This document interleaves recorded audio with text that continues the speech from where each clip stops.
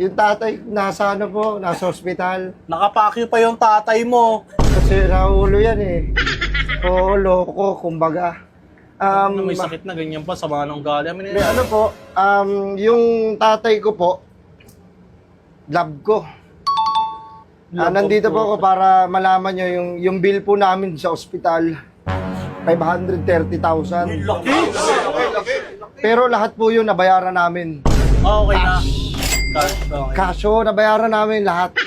Actually, pagka labas na ng ospital, bumunta kagad kami ng Louis Vuitton. Bumili kami ng bag. May kaya kayo. May kaya. Balik na tayo. Oh, hindi naman ako mangingi ng tulong eh.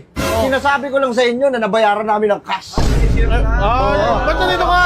Oo. Nabayaran namin Boss, cash wait lang. 530,000 oh. Nabayaran namin. Hindi nyo na kailangan sabihin yan, sir. Kung mayaman kayo, grabe naman kayo. Binilang ko pa ng motor. Binilang ko! X-Max! Ang pakailangan sa tatay mo. May X-Max ka!